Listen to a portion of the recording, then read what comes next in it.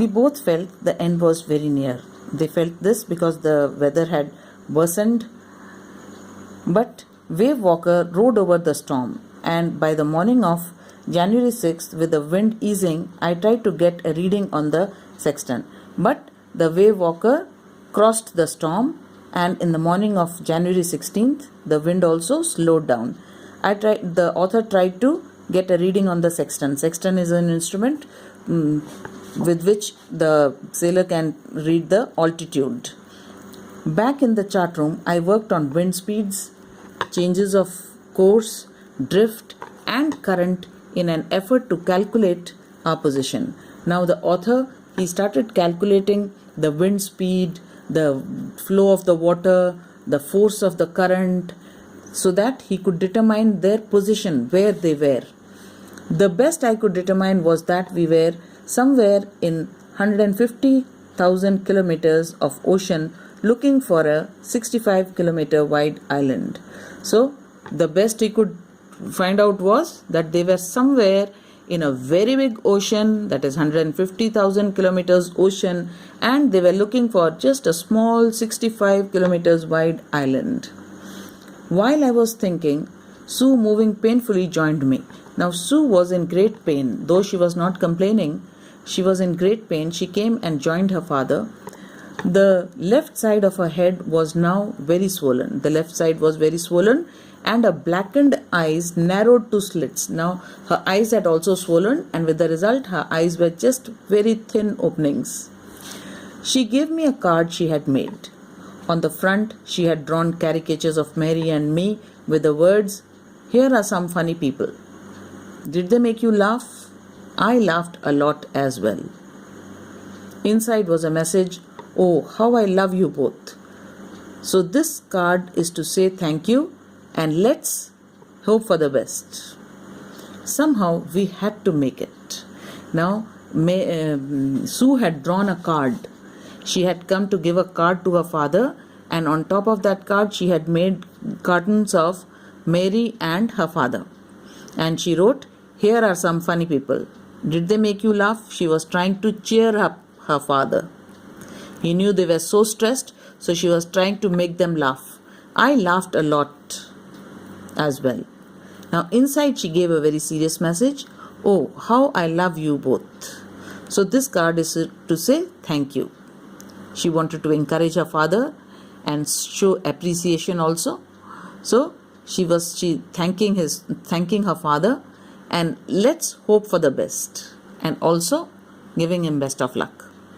Somehow we had to make it. The author thought that somehow they had to make it. I checked and rechecked my calculations. We had lost our main compass. Now he kept checking the calculations again and again. They had lost their compass also. Now compass is an instrument which shows the direction of the ship.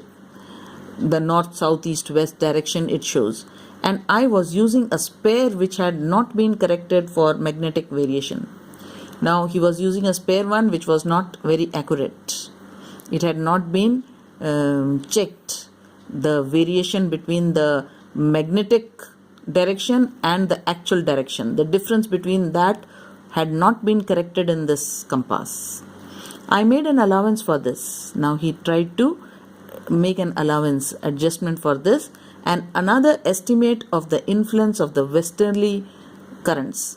And he also calculated the westerly currents, how they were affecting their direction, which flow through this part of the Indian Ocean. He had a thorough knowledge about all this, so he knew that in this part of the Indian Ocean, these westerly currents also move.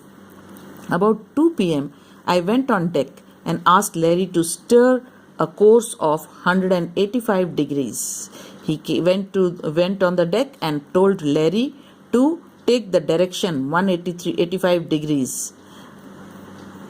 If we were lucky, I told him, with a conviction I did not feel. Now he told him that if we were lucky, he was not having so much faith in himself. He could not believe himself because he had made all these calculations, approximations. He could expect to see the island at about 5 p.m. If they were lucky, they would be able to reach the island at 5 p.m. Then, with a heavy heart, I went below, climbed on my bunk, and amazingly dozed off. He was so tired, so exhausted, that he went, climbed on a bunk. Bunk bed are beds which are made on one on top of the other. In case of small places, like in trains also you find the sleepers. He climbed onto his bunk and amazingly, surprisingly, he dozed off. He slept off. He was so exhausted. When I woke, it was 6 p.m. and growing dark. I knew we must have missed the island because it was 6 o'clock and no one had stopped and waked him up. So he thought that they have missed the island. And with the sail we had left, we could not hope to beat back into the westerly winds. Now, if they had to sail back, it would be against the current, against the force of the westerly winds, which would be impossible. So they could not turn back and sail in the opposite direction. At that moment, a tousled head appeared by my bunk. Tousled head, hair which are not combed, which are not in place, they are unruly, appeared by my bunk. "Can I have a hug?" Jonathan asked. Sue was right behind him.